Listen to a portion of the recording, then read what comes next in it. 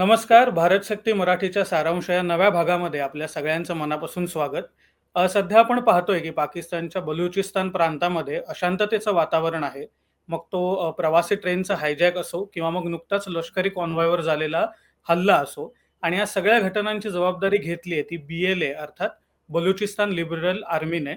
तर या सगळ्या घटनांमागे त्यांचा नेमका काय उद्देश आहे आणि या त्यांच्या विद्रोहाचे जगावर काय परिणाम होत आहेत याचा आढावा आज आपण या भागात घेणार आहोत.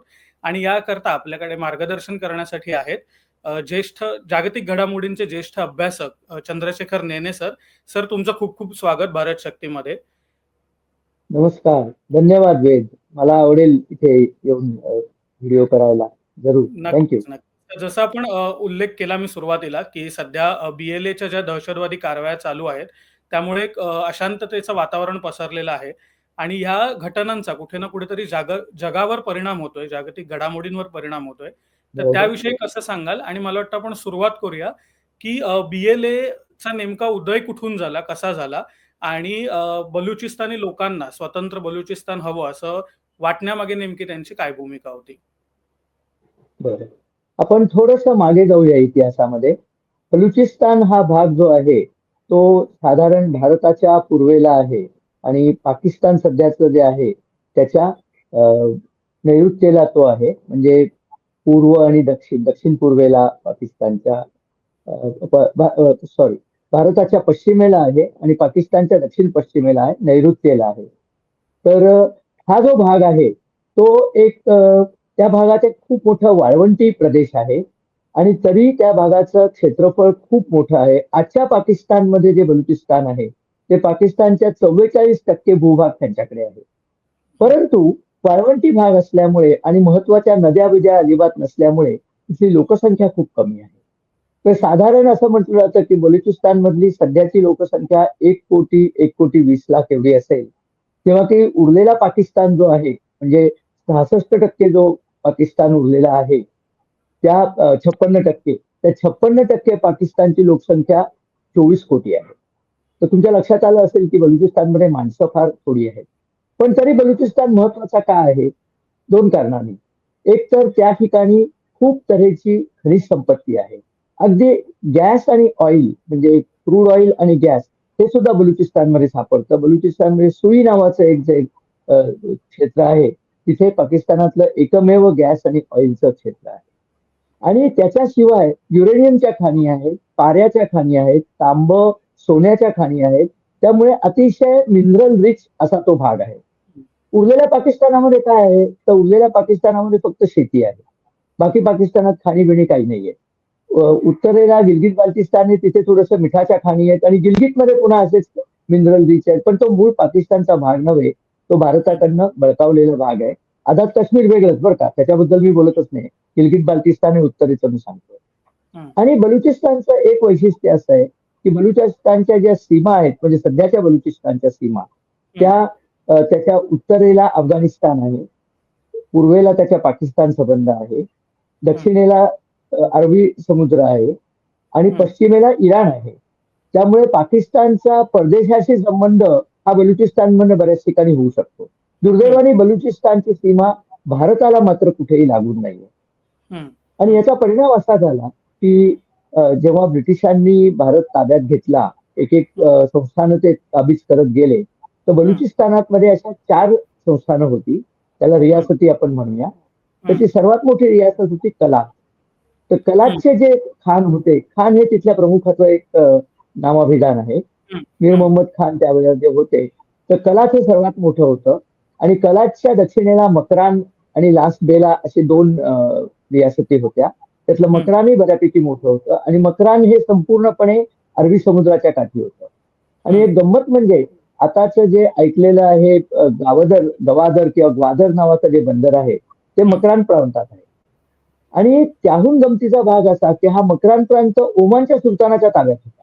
ग्वादर बंदर हे ओमानच्या सुलतानाच्या ताब्यात होतं. ओमानचा जो अगदी पूर्वेकडचा भाग आहे तिथून मकरानचे डोंगर दिसतात, इतका तो जवळ येतो पर्शियन आखाताच्या थोडं दुसऱ्या बाजूला. तर तो त्यांच्या ताब्यात होता. हेही सांगण्याचं मागे एक वेगळं कारण आहे. तर असा हा बलुचिस्तान जेव्हा इंग्रजांनी सगळ्या संस्थानांना सांगितलं की तुम्हाला ऑप्शन आहेत की तुम्ही आयदर भारतात जा किंवा पाकिस्तानात जा, म्हणजे 46-47 सालची गोष्ट आहे, किंवा स्वतंत्र राहा. तर कलाच्या नवाबांनी सांगितलं मला स्वतंत्र राहायचंय.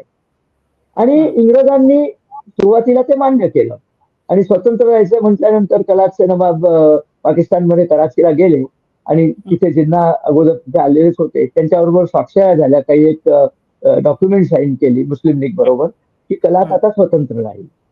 आणि हं, कलात बरोबर हे बाकीची संस्थानं तुम्हाला जी सांगितली ती सुद्धा कदाचित कलात बरोबर स्वतंत्र राहतील. आणि हं, हे हं, सगळं जे घडलं ते घडलं 12 ऑगस्ट 47. 14 ऑगस्टला पाकिस्तान स्वतंत्र झाला. बारा बरोबर. ऑगस्टला कलातला स्वातंत्र्य देण्यात आलं. मग हं, किती कलातली बरोबर त्यांच्या विधान सभेसारखं जे काही होतं त्याच्यावर बलुचिस्तानचा झेंडा लावला, सगळ्यांच्याकडे ग्वाही ग्वाही फिरवली वगैरे. पण 2 दिवसांनी ब्रिटनच्या लंडनच्या पार्लमेंटमध्ये असा एक ठराव पास झाला की हं, हे स्वतंत्र राहू शकत नाही. हा कसा पास झाला? जिनांनी इन्फ्लुएन्स केलं, सरळ माउंट ब्रिटनवरती जिनांनी प्रेशर आणलं की हा कलात बिलात काही याचं जरी चाललेलं असलं तर या हं, स्वतंत्र राहू शकणार नाही. याच्या हं, आधीची आणखीन चोरी कशी केली की कलातला रिप्रेझेंट करायचं होतं ब्रिटिश लोकांकडे की आम्हाला स्वतंत्र राहायचंय. ते हं, रिप्रेझेंट करायला जिना वकील म्हणून उभे होते. ते हं, 2 वर्ष आणखी अलीकडचे सांगतोय मी, म्हणजे 45-46 साली. आणि कलातच्या नवाबांनी जिनांना आपला वकील नेमलं, जिनांनी वकिली मान्य केली आणि त्यांनी सांगितलं माझ्या वजना एवढं सोनं मला फी म्हणून द्या. ती फी पण त्यांनी बळकावली. आणि हं, नंतर त्यांनी असा पाठीत खंजीर खुपसला की त्यांनीच जाऊन सांगितलं की हे काही स्वतंत्र राहू शकत नाही, यांच्याकडे तेवढी शक्ती नाहीये, तर त्यापेक्षा आपण पाकिस्तानातच यांना विलीन करून टाकू. हे हं, जेव्हा कलाच्या नवाबांना कळलं तेव्हा त्यांनी भारताकडे विचारणा केली की मला पाकिस्तानमध्ये जायचं नाहीये. कारण हं, पंजाबी मुसलमानांबद्दल त्यांच्या मनात पूर्वीपासूनच खूप आकस होता. अगदी पूर्वीपासनं जेव्हा पाकिस्तानचे वेगळे वेगळे प्रांत हे ब्रिटिशांच्या आधिपत्याखाली होते, हं, तेव्हापासून पंजाबी मुसलमानांची अरेरावी बलूच लोक सहन करत होते. त्यांना दिसत होतं की हे हं, मुसलमान पंजाबी कसे आहेत. तर हं, त्यांना हं, ते पाकिस्तानात जायचं नव्हतं. आणि त्यांनी भारताला रिक्वेस्ट केली की आम्हाला तुमच्याकडे यायचंय. त्याच्यावरती भारताचे तेव्हाचे भारतावर लादलेले पंतप्रधान, असं मी नेहमीच त्यांना म्हणतो, ते भारताला लाभले कधीच नाही. लाभलेले नाही, लादलेले पंतप्रधान जवाहर नेहरू त्यांनी सांगितलं की नाही, कलाची आमची भौगोलिक संलग्नता नाहीये. यास्तव आम्ही तुमची विनंती मान्य करू शकत नाही. त्यावेळेला मी तुम्हाला म्हटलं ना की ग्वादर बंदर हे ओमानच्या सुलतानाकडे होतं. ओमानच्या सुलतानांनी $30 लाख मध्ये ते भारताला विकायची तयारी दाखवली होती. तिथेही यांचं पाकिस्तान प्रेम आढळलं. ते म्हणले नाही नाही आम्ही तसं घेणार आहोत, आम्ही नाही घेऊ शकत. आणि ते इतकं उत्तम बंदर होतं. ग्वादरचे वैशिष्ट्य असं आहे की ग्वादरचा जो सर्व्हे झाला होता, मेरीटाईम सर्व्हे, ग्वादरच्या किनाऱ्यापासून लगेच अतिशय खोल समुद्र आहे. हं, अशी जेव्हा परिस्थिती असते एखाद्या बंदरामध्ये तेव्हा तिथे हं, मोठी जहाजं खोल समुद्रात किनाऱ्यापर्यंत लागू शकतात. म्हणजे जेटीचा खर्च वाचतो. आणि ग्वादर बंदर हे कुठल्याच नदीने फॉर्म झालेलं नाही. ते लँड कन्स्ट्रक्शनच तशी आहे. तिथे भूमीच तशी आहे की तिथे एक मोठा खड्डा आहे. तर ते आपल्याला फायद्याचं ठरलं असतं. हं, पण यांनी लगेच हे कर्णाचेच आत्ताचे अवतार असल्यामुळे ते उदक सुद्धा पाकिस्तानच्या हातावर सोडून दिलं होतं. तो एक मुद्दा वेगळा. तर बलुचिस्तान काही तेव्हा आपण घेतलं नाही. पाकिस्तानमध्ये त्यांना टाकलं. आणि त्यानंतर हं, जिनांनी काय केलं, हे मगाशी तुम्हाला सांगितलं की ब्रिटिश लोकांनी सांगितलं की तुम्हाला नाही, स्वतंत्र राहून तुम्हाला गमायचं नाही हो. कलातला तर सांगितलं की हं, कलातच्या दक्षिणेला तुम्ही नकाशा जर पाहिला, दक्षिणेला लास्ट बेला नावाची एक रियासत आहे. त्यामुळे कलातला समुद्राचा ऍक्सेस नाहीये. तर ते कलाच्या हं, नावानं म्हणले की तुम्हाला समुद्राचा पण ऍक्सेस नाहीये. पाकिस्तान तुमच्या एका बाजूला आहे, तर तुम्ही कसे काय स्वतंत्र राहू शकाल? स्वित्झर्लंडला सुद्धा हं, समुद्राचा ऍक्सेस नाहीये.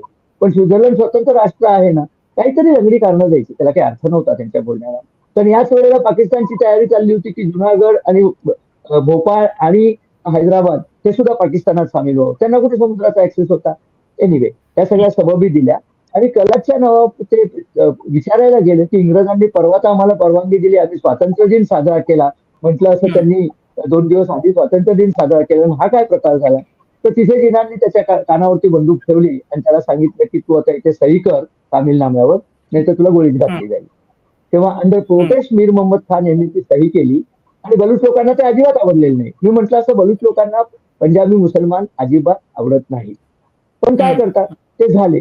त्या काळापासून आजपर्यंत 5 वेळा तरी बलुचिस्तानामध्ये स्वातंत्र्य लढे झालेले आहेत. पण त्यांना पंजाबी डॉमिनेशन मान्य नाहीये. ते हं, मान्य हं, नसल्याचं एक अतिशय प्रमुख कारण आर्थिक कारण आहे. तर मी म्हटलं हं, असं सगळे खनिज स्रोत शिवाय तेल, गॅस आणि ग्वादरसारखं बंदर हे बलुचिस्तानाकडे आहे. हम्म, पण हम्म, याची सगळी शोषण पाकिस्तानचे पंजाबी करतात. या सुईचा जो गॅस निघतो त्यांनी लाहोरमध्ये तिथे गॅस जळतं, पण बलोच बायांना अजूनही सरपण आणून आपलं अन्न शिजवावं लागतं. सुईचा हम्म, गॅस त्यांना दिला नाही. 12.5% काहीतरी रॉयल्टी ते देतात असं सांगतात. पण सगळी लूट चालवलेली आहे आणि त्याबद्दल हम्म, बलूच लोकांमध्ये प्रचंड असंतोष आहे. हम्म, आता हम्म, बलूच लोकांच्या दोन गोष्टी मात्र फार इंटरेस्टिंग आपल्याला माहिती पाहिजे. बलूच हम्म, हा टोळ्यांमध्ये विभागलेला आहे. आता जरी आपण हम्म, त्याला बलुचिस्तान म्हटलं असं तरी ते मरी नावाची एक टोळी होती, बुक्ती नावाची टोळी होती आणि या सगळ्या लढाऊ टोळ्या आहेत. हम्म, किती लढाऊ टोळ्या आहेत. जेव्हा अहमद शाह अब्दाली आपल्यावरती चालून आला पानिपतच्या हम्म, युद्धाच्या वेळेला, तेव्हा हम्म, त्यांनी या टोळ्यांना मुस्लिम टोळ्या असल्यामुळे आपल्याबरोबर घेतलं होतं. अहमद शाह हम्म, अब्दाली लक्षात ठेवा खैबर खिंडीतनं तेव्हा आला नव्हता, बोलान खिंडीतनं आला होता. बोलान हम्म, खिंड म्हणजे आता परवा जी आगगाडी हायजॅक झाली ना, ती जिथनं हम्म, येते तिला बोलान खिंड म्हणायचं. बरोबर. भारतात वायव्येकडनं येण्याचे दोन मार्ग आहेत. एक म्हणजे खैबर खिंड, पण मोठे मोठे डोंगर आहेत ना, येणार कसं? तर खैबर खिंडातला एक मार्ग आहे, खिंडीतला एक मार्ग येतो आणि दुसरा बोलानमधनं येतो. तर तो बोलानमधनं आला आणि येताना त्यांनी या बुक्ती आणि मरी टोळीवाल्यांना आपल्याबरोबर घेतलं होतं. हम्म, पानिपतची लढाई जरी अहमद शाह अब्दाली जिंकला असला तरी त्याला हम्म, त्यातनं लूट फार मिळाली नाही. 25,000 पठाण सैनिक तिथे मेले. त्यामुळे हम्म, त्याला लक्षात आलं होतं की हिंदुस्थानात आपला निभाव लागला म्हणून तो परत चालला. मग हम्म, मरी बुक्तीवाले म्हणले, अहो तुम्ही पैसे कबूल केले होते ते पैसे कुठे आहेत?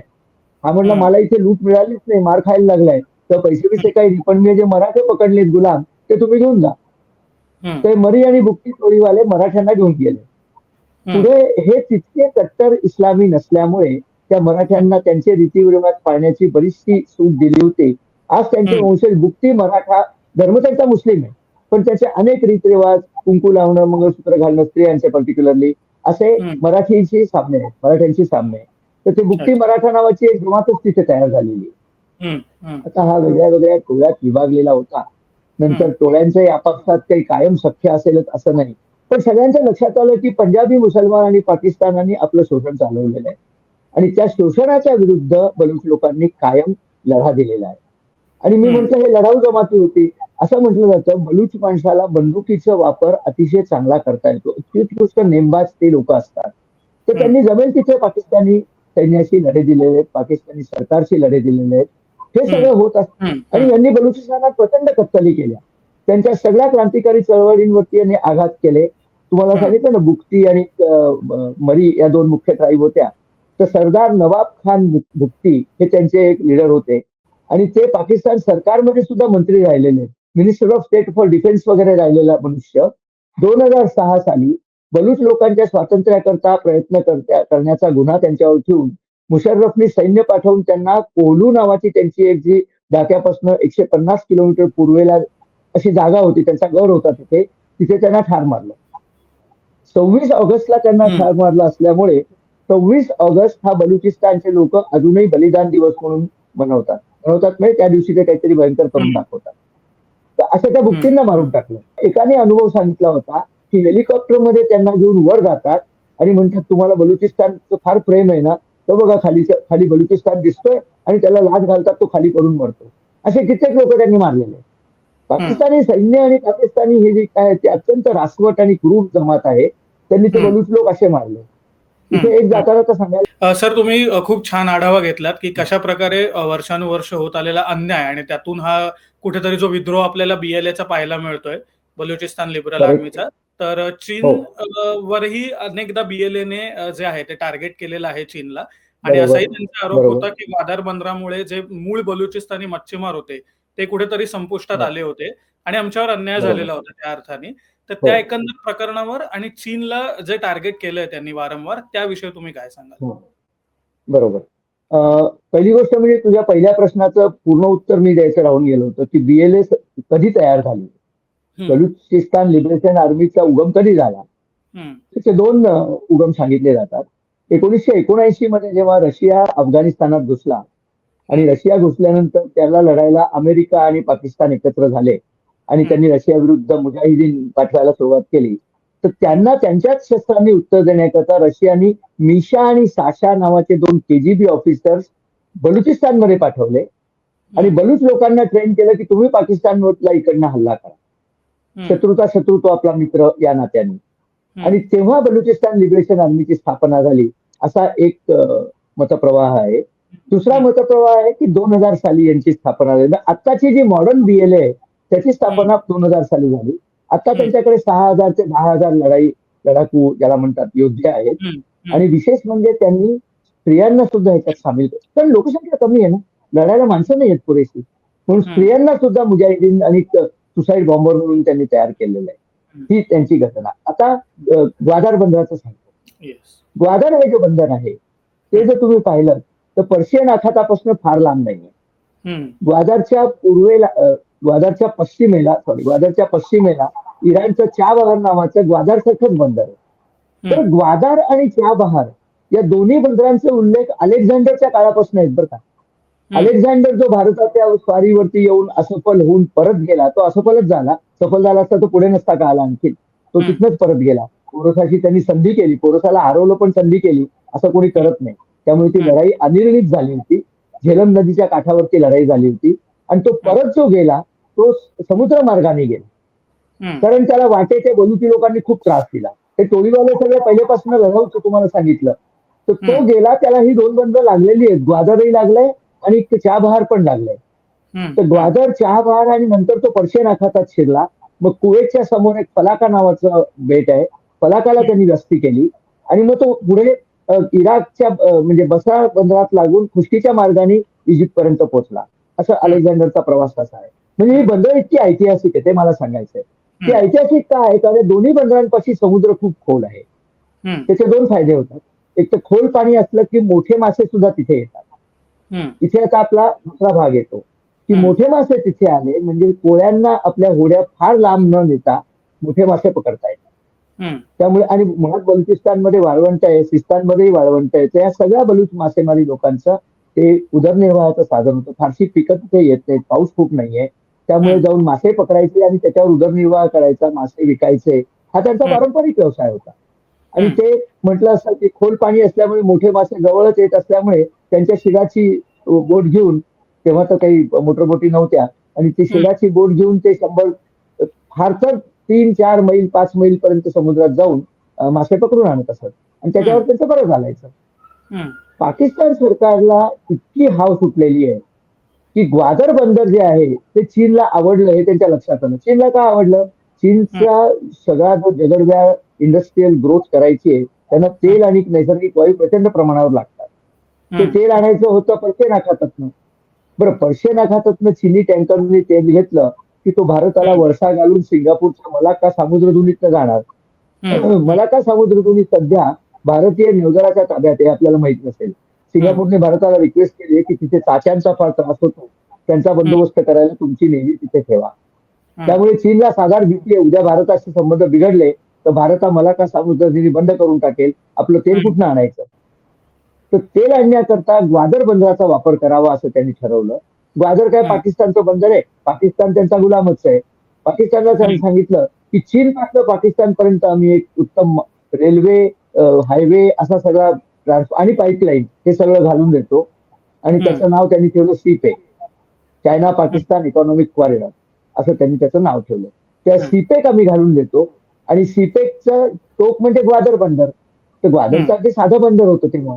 म्हटलं असं 1954 साली अमेरिकनांनी तिचा सर्व्हे करून सांगितलं होतं इथे बंदर बांधा. पाकिस्तानने सांगितलं होतं आम्ही बांधू, पैसे कुठे होते? पैसे अजिबातच नव्हते. ते चीनने दिले. जवळजवळ 67 अब्ज डॉलर्स चीनने त्या प्रकारात घातलेले आहेत. चीनच्या काशगर या गावापासून, काशगर हे शिंजियांग प्रांताची राजधानी चीनची, तिथपासून त्यांनी गिलगिट बाल्टिस्तान मधनं रेल्वे, पाईपलाईन आणि रोड हे सगळं घातलं आणि ते ग्वादरला आणलं. आता पाकिस्तानने काय सांगितलं होतं की ग्वादर आणि बलुचिस्तानचा प्रचंड इकॉनॉमिक विकास व्हायचा आहे. तो काही झालाच नाही. कारण 2 गोष्टी झाल्या. एक तर जो काही विकास झाला तो पंजाब यांचाच झाला, यांना कोणी विचारलं नाही. आणि दुसरं, चीन म्हणले की ग्वादर बंदर आम्हीच मॅनेज करणार, आम्हाला बलुच लोकांना हे येईल याच्याबद्दल खात्रीच नाहीये. तर बलुचिस्तानची भूमी वापरली, बलुचिस्तानचे रिसोर्सेस वापरले, पण बलुचिस्तानला मिळालं काहीच नाही. त्यामुळे बलुच लोक चिन्यांवरही भडकले. बरं, एक गंमत तुम्हाला सांगतो की भारतीय मनुष्य किंवा स्त्री आणि बलुच मनुष्य किंवा स्त्री यांच्यात काही फार फरक नाही. परंतु चिनी मात्र अगदी वेगळे दिसतात. त्यामुळे जर चिनी लोकांवरती हल्ले करायचे असले तर तुम्हाला माहिती असतं की हा चिनी आहे. एखाद्या पंजाबी माणसावर हल्ला केला तर तो बलूच आहे का पंजाबी आहे त्याकडे बघून कळत नाही, पण चिनी लोकांचं कळतं. त्यामुळे त्यांनी सरसकट चिनी लोकांना मारायला सुरुवात केली आणि चीन पाकिस्तानकडे रडत राहिला की आम्हाला सुरक्षा द्या, आम्हाला सुरक्षा द्या.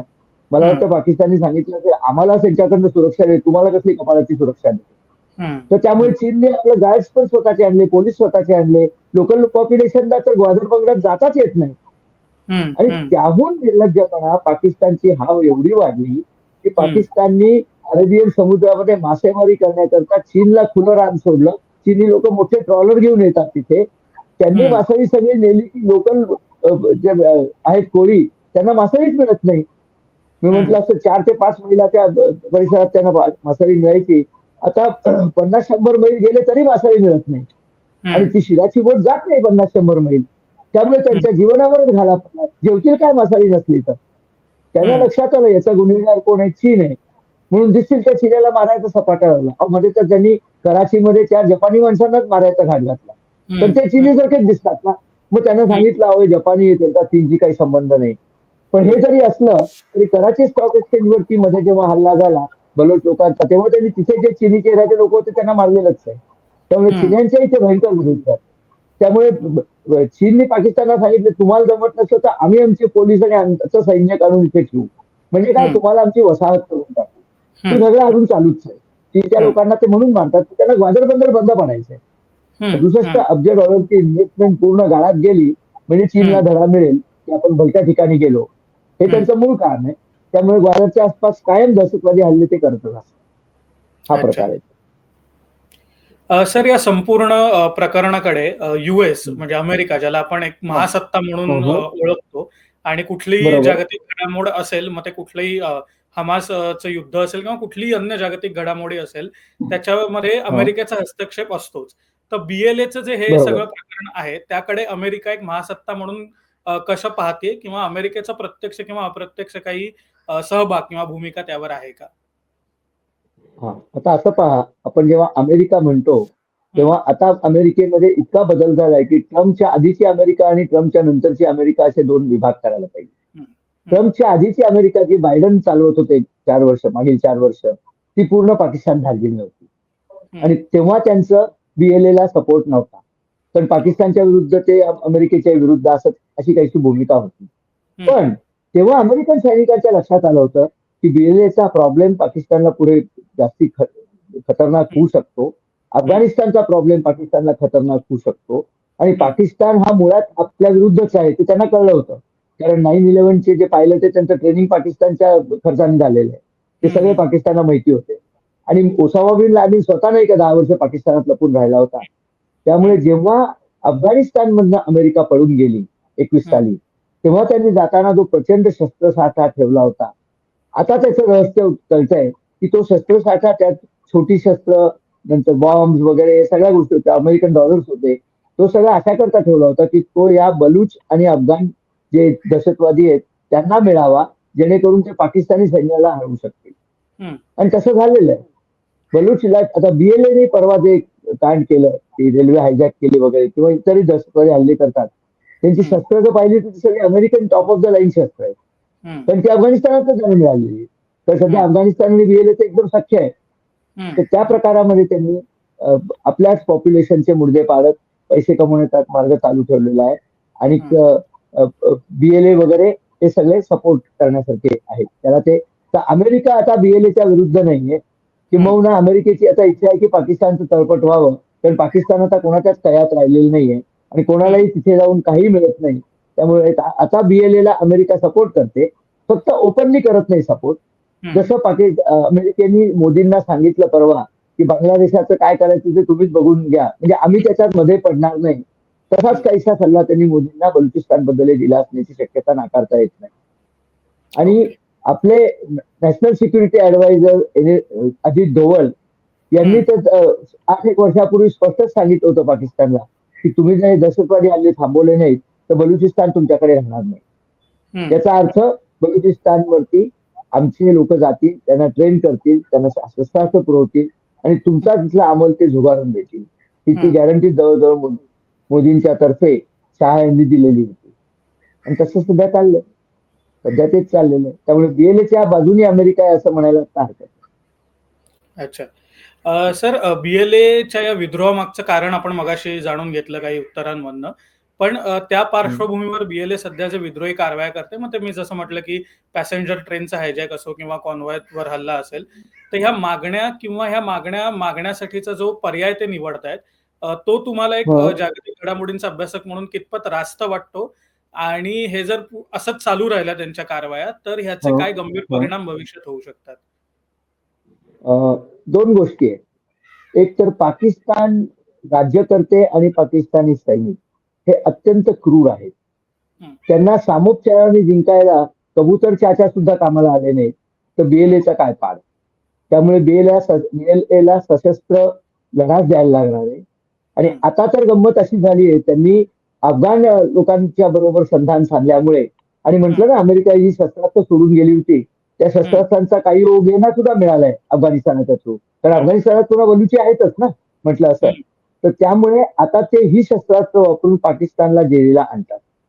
पुन्हा बलूच मी तुम्हाला म्हटलं, नेमबाजीमध्ये बलुची लोकांचा हात कोणी धरत नाही. त्यांनी स्नायपर रायफल सुद्धा अमेरिकेने दिलेले आहेत. त्या हं, सगळ्या वापरून ते पाकिस्तानला आता पळताभुई थोडी करतायत, यात काही नवल नाही. हं. आणि त्यांच्याकडे दुसरा ऑप्शनच नाही हो. त्यांच्याकडे एक शांततावादी कार्यकर्ती पण आहे ना, महारंग बलोच म्हणून त्यांची जी एक यंग आहे, अगदी 35 वर्षाची सुद्धा नाहीये, लीडर हं, आहे. त्या महारंग बलूचनी शांततापूर्ण आंदोलन चालवलंय. त्या हं, आंदोलनाची काय गत होते, पाकिस्तान त्यांना मारून मारून मिरकून फेकून देतं आडगाडीमध्ये. हं, हे सगळं हं, पाहिल्यानंतर बीएलएची नॅचरली वृत्ती अशीच झाली की आपण जे काही मिळायचे ते लढूनच मिळवायचंय. तर आपण हं, लढाईला आता तयार असलं पाहिजे आणि पाकिस्तानचं आपण सगळं फोडून काढलं पाहिजे व्यूह. ते हं, सध्या चालू आहे, आपण बघतो ते. बीएलएच्या कडनं तेच नेमकं काम सध्या चालू आहे. हं, हं. सर, तुम्ही मगाशी भारताचा उल्लेख केलात, म्हणजे कशाप्रकारे BLA आणि भारताचं जर संगनमत झालं तर त्याचे काय परिणाम होऊ शकतात किंवा एकंदर तुम्ही त्याचा आढावा घेतला. तर हो. त्यालाच जोडून माझा पुढचा प्रश्न आहे की BLAच्या या ज्या विद्रोही कारवाया आहेत, जे सध्या ते करतायत पाकिस्तान किंवा बलुचिस्तानमध्ये, त्याचा हं, हं. भारत-पाकिस्तान संबंधांवर कुठे थेट परिणाम होऊ शकतो का? आणि होऊ शकतो तर तो कशाप्रकारे परिणाम होऊ शकतो भारत-पाकिस्तान संबंधांवर? हो. निश्चितच होऊ शकतो. भारत-पाकिस्तान संबंधामध्ये भारताच्या बाजूने सगळ्यात पॉझिटिव्ह घटना घडली ती इम्रान खानच्या काळात. हं, भारताने 370 कलम काढून टाकल्याच्या निषेधार्थ इम्रान हं, खानने सांगितलं आता भारताशी बोलणं बंद. हं, भारताशी बोलणं बंद, भारताशी व्यापार बंद. त्यामुळे हं, आज मितीला पाकिस्तानचं भारतामध्ये काहीही चालू नाहीये. हं, हं, आपलं त्यांचं डिप्लोमॅटिक रिलेशन म्हणजे त्यांचा राजदूत आहे, आपला राजदूत आहे एवढीच आहे. हं, आता तर पाकिस्तानने सुरू केलं की बलुचिस्तानलाही तुम्हीच मदत करताय. रॉची लोकच मदत करतायत. हं, मला माहित नाही करतायत की नाही. आणि भारत सरकारने तर स्पष्ट सांगितलंय की आम्ही हे करत नाही. हं, याला कारण असं झालं की अजित डोवालनी एका 9 वर्षापूर्वी एका समारंभात सांगितलं होतं, पाकिस्तानला धमकी दिली होती की तुम्ही काश्मीरातल्या तुमच्या दहशतवादी कारवाया थांबल्या नाहीत तर हं, बलुचिस्तान आम्ही स्वतंत्र करू. मला वाटतं त्याच वर्षी मोदींनी लाल किल्ल्यावरच्या भाषणात सुद्धा बलुचिस्तानचा उल्लेख केला होता. हं, हं, त्याचा आधार घेऊन हे सांगतात की तुम्ही आता बलूच लोकांना मदत करा. पण गंमत अशी आहे की हं, त्यावेळेला कदाचित बलूच लोकांना मदत करायची गरज भारताला पडली असेल. नाही असं हं, नाही. परंतु आता त्यांना अफगाणिस्तानमधून एवढी आधुनिक शस्त्र मिळत आहेत, त्यांना भारताच्या मदतीची गरजच नाही सध्या. हं, हं, त्यामुळे पाकिस्तानने कितीही कावकाव केली, तरी सुद्धा त्याचा भारत-पाकिस्तान संबंधावरती काही परिणाम पडणार नाही, कारण ते संबंधच नाहीयेत सध्या. हं, आता ते रडायला लागले, त्यांच्याकडे रमजानमध्ये खायला साखर नाहीये. आज मितीला साखर 480 पाकिस्तानी रुपये किलो आहे. हं, आणि हं, चीनाचा जरी भाव धरला तरी 120 रुपये किलो भारतीय त्यांच्याकडे साखर आहे. आणि ती पण हं, मिळत नाहीये. म्हणजे ते हं, अत्यंत वाईट परिस्थितीत आहे. त्यामुळे हं, यांनी त्यांचा जो पंतप्रधान आहे शहबाज शरीफ, त्यांनी भारताकडे भीक मागितली की साखर तरी द्यावं, रमजान जरा गोड होईल. अशी हं, परिस्थिती त्यांची झालेली आहे. त्यामुळे आपण काही केलं किंवा केलं नाही तरी ते दोष आपल्याला देणारच आहेत. आपण हं, त्यांना सांगू शकतो की बरेच प्रॉब्लेम तुम्हीच निर्माण केला. तुम्ही बघा ते काय. आम्ही काही त्यात केलेलं नाहीये. हं, म्हणजे असं हं, कोणी म्हटलं की तुम्ही आमच्या फाटक्यामध्ये पाय घालता. हं, तुमचं फाटलंय, तुमच्या कर्माने फाटलंय ना. त्याबद्दल कोणी बोलत नाही. त्यामुळे संबंधात फरक तर पडणार नाही. पण ही जी गती, ते ट्रेन हायजॅक तुम्हाला सांगतो. अहो हं, कोणी आतापर्यंत ट्रेन हायजॅक केलेलं नाहीये. फक्त कथा कादंबऱ्यात होते. ती हं, प्रत्यक्षात या लोकांनी करून दाखवली. आणि हं, पाकिस्तान सरकारने जे खोटे आकडे प्रस्तुत केले की आम्ही 33 बलोच मारले आणि अमुक केलं तमुक केलं. त्यांनी हम्म, दुसऱ्या दिवशी सांगितलं की आम्ही पाकिस्तानचे 200 सैनिक मारून टाकले त्या ट्रेनमधले. हम्म, आणि हम्म, त्याच्यावरती पाकिस्तान सैनिकाला काही प्रतिवाद करता आला नाही पाकिस्तान सरकारला. पाकिस्तान सरकारनी 200 तिथे शवपेट्या पाठवण्याचे व्हिडिओ मात्र सगळ्यांनी पाहिले. हम्म, तुम्ही जर इतके विजयी झाला असाल तर शवपेट्या कशाला पाठवल्या? तर हम्म, त्यामुळे सगळा त्या सरकारचा तिथे मुखभंग झालेला आहे हम्म, आपल्या हम्म, संबंधात. म्हणून मग ते रॉ आणि अफगाणिस्तानवरती तोंडसूक द्यायचं की तुम्ही केलं. त्यांना हम्म, कोणीतरी आता असा प्रश्न विचारला पाहिजे की रॉ असं करते, अफगाणिस्तान असं करते, पण तुम्ही काय करताय? तुमच्या हम्म, देशात हल्ले होतात, तुम्ही त्याला काय करताय? तसं काही ते हम्म, करत नाहीयेत. कारण त्यांचं आता मोराल गेलेलं आहे. कालच बातमी आहे की पाकिस्तानचे सैनिक मास रेझिग्नेशन देत आहेत. हम्म, हे पहिल्यांदा हम्म, ऐकलं मी. की हम्म, कठीण दिवस आले की रेझिग्नेशन देऊन घरीच निघून जायचं किंवा हम्म, पाकिस्तानच्या बाहेर कुठेतरी पळायचा. ते मध्ये आता झालं ना की पाकिस्तान जिंदाबाद जिंदाबाद म्हणून सांगत होते. तर ते ओरडत जे होते रस्त्यावरचे लोक ते पाकिस्तानचे जिंदाभाग तेच सांगत होते की आता पाकिस्तानात आपलं भविष्य काही नाही. आम्हाला इथं पळूनच जायचंय. हम्म, हम्म, तेव्हा उद्या जर बलुचिस्तान स्वतंत्र झाला त्यांना झाला तर भारताला फायदाच होईल. कारण तिथले जे मिनरल रिसोर्स आहेत ते भारताला व्यापार करून आपल्या ताब्यात घेता येतील. हम्म, उत्तरेला जे गॅस फील्ड आहे सेंट्रल आशियाची तिथपर्यंत हम्म, आपल्याला डायरेक्ट लिंक एस्टॅब्लिश होईल. आणि मुख्य म्हणजे पाकिस्तान सापटीत पकडेल ना. डावीकडनं बलुचिस्तानचे लोक उजवीकडनं आपण असं पाकिस्तानला चिमटीत पकडून संपवून टाकू आपण. त्यामुळे बरोबर. आपल्या फायद्याचीच घटना झाला तर याचा आपल्याला फायदाच होईल. आणि ही हम्म, लोक पुन्हा आपली मित्र आहेत बलुच बलोच हम्म, लिबरेशन आर्मी वगैरे. त्यामुळे हम्म, तोही फायदा आपल्या बाजूने जाण्याचा आहे. बरोबर. नक्कीच सर, जाता जाता एक शेवटचा प्रश्न की जसं तुम्ही म्हणालात आता हा, बलुचिस्तान उद्या स्वतंत्र झालं तर त्याचा पाकिस्तानवर कसा परिणाम होईल आणि भारताला काय हा, फायदा होईल. तर खरंच तुम्हाला बरोबर. वाटतं का की बलुचिस्तान स्वतंत्र होण्याची आज गरज आहे आणि जर ते स्वतंत्र झाले भविष्यात तर त्यांचा हा, जो एकंदर जगाकडे बघण्याचा दृष्टिकोन असावा तो कशा प्रकारे असला पाहिजे किंवा त्यांचं जे एक हा. सरकार स्थापन होईल ते कशा प्रकारे असलं पाहिजे असं तुम्हाला वाटतं? पहिली गोष्ट म्हणजे बलुचिस्तान स्वतंत्र होणार की नाही हा प्रश्न आता उरलेला नाही. कधी होणार हाच प्रश्न आहे. हम्म, कारण आता पाकिस्तानची अवस्था इतकी गंभीर झालेली आहे. त्यांचे हम्म, सैन्यातले लोक रिझाईन करून जात आहेत. रोज ते मार खात आहेत. हम्म, परवाच्या काहीतरी बातमी आहे की गेल्या महिन्याभरामध्ये त्यांच्याकडे 57 दहशतवादी अटॅक केवळ गेल्या आठवड्याभरात झालेले आहेत. हम्म, त्यामुळे आता हे त्यांच्या हातातलं राहिलेलं नाही. त्यांच्या हाताबाहेर ही परिस्थिती गेलेली आहे. हम्म, हाताबाहेर परिस्थिती गेल्यानंतर त्यांना एकच करता येणं शक्य आहे की सामोपचाराने बलुचिस्तानशी समझोता करून त्यांना बाबा तुम्ही स्वतंत्र राहा किंवा तुम्ही तुमचं परराष्ट्र धोरण फक्त आम्ही सांभाळतो. जसं ब्रिटिश करायचंय की तुमचं हम्म, परराष्ट्र धोरण आणि सैनिक आम्ही सांभाळायचो बाकी तुमचं तुम्ही सांभाळा असं हम्म, ते बलुच लोकांना म्हणू शकतील. पण हम्म, आतापर्यंत त्यांनी बलुच लोकांना कुठलीही कन्सेशन कुठेही दिलेलं नाही. मिळेल हम्म, तिथे त्यांना झोडतच ते राहिले नाही. त्यामुळे हम्म, बलुच लोक ही असली भाषा ऐकून घेतील असं मला वाटत नाही. ते हम्म, पाकिस्तानशी संबंध तोडून स्वतंत्र होणार हे काळ्या दगडावरची रेघ आहे. आणि महत्वाचं म्हणजे तसं झाल्यामुळे चीनचा ग्वादर प्रोजेक्ट हा मेल्यात जमा आहे. चीनची हम्म, 67 अब्ज डॉलरची इन्व्हेस्टमेंट गाळात गेली. पण गंमत अशी आहे की चीनने हम्म, ती इन्व्हेस्टमेंट पाकिस्तानला कर्ज म्हणून दिलेली आहे. हम्म, त्यामुळे ते पाकिस्तानवरनं ती वसूलच करणार. ते हम्म, अत्यंत पठाणी वसुलीचे कार्यक्रम त्यांचे असतात. त्यामुळे हम्म, पाकिस्तान आता सगळ्याच दृष्टीने गाळात गेलाय. पुढे कदाचित सिंधचे लोक स्वतंत्र उठाव करतील. सिंधू हम्म, देश म्हणून मोहीम त्यांच्याकडे चालू आहे. नंतर हम्म, उत्तरेला जी आहे मोहीम म्हणजे त्यांनी जसं आपल्याला खालिस्तान खालिस्तान सांगितलं तसं हम्म, पख्तूनख्वा आणि खैबर या ठिकाणी ज्या मोहिमा चालल्या आहेत त्या सगळ्या आता त्यांच्या अंगावरती येत आहेत. रोज त्यांची माणसं मारली जात आहेत. हम्म, पख्तूनख्वाचा अर्थ असा आहे ख्वा म्हणजे भूमी. अफगाणिस्तानची मुख्य भाषा दरी म्हणून जी आहे पुष्टू भाषा त्याच्यात हम्म, ख्वा म्हणजे भूमी. त्यामुळे हम्म, पख्तूनख्वा म्हणजे पठाणांची भूमी. तर त्यांना हम्म, तो सगळा पाहिजेच आहे पठाण भूमी. तर ते हम्म, सुद्धा ते घेऊ शकतील. आणि मग उरेल काय हा फक्त पश्चिम पंजाब उरेल छोटासा. बाकी काही होणार नाही. तो पश्चिम पंजाबही काही फार जगेल असं नाही कारण त्या लोकांनी स्वतःच्या इरिगेशनची अवस्था इतकी वाईट केलेली आहे की हम्म, एका काळचा हा अग्रिकल्चरल देश सध्या धान्य इम्पोर्ट करत बसतो. हम्म, भारताकडनं इम्पोर्ट करतो. तर त्यांना काही ते उगवता येत नाही. हम्म. त्यामुळे मला वाटतं की येत्या 6 ते 8 महिन्यात पाकिस्तान विल बेसिकली पाकिस्तान असं काही एंटिटी शिल्लक राहायची नाही. कदाचित बलुचिस्तान सगळ्या मोठ्या प्रांतावरती स्वतःचा अधिकार जमवेल किंवा भारत तिथे आपला स्टेप इन करेल अशी शक्यता आहे. नक्कीच सर, खूपच सुंदर आणि सविस्तररित्या जे आहे तुम्ही या विषयाला हात घातलात आणि आपल्या खास करून आपल्या मराठी प्रेक्षकांसाठी या विषयाबद्दल तुम्ही सखोल माहिती सांगितलीत किंवा मार्गदर्शन केलं. त्याबद्दल खूप खूप धन्यवाद सर. तुमचं मनापासून आभार मानतो की तुम्ही वेळात वेळ काढून भारत शक्तीच्या या कार्यक्रमात सहभागी झालात आणि इतक्या सविस्तररित्या या विषयावर मार्गदर्शन केलं. त्याकरता पुन्हा एकदा धन्यवाद. जाता जाता मी सगळ्या प्रेक्षकांना सांगेन की अशा विविध विषयांवरील माहिती जाणून घेण्यासाठी तुम्ही भारत शक्ती मराठीच्या बरोबर. YouTube चॅनलला लाईक, शेअर आणि सबस्क्राईब करायला विसरू नका. धन्यवाद.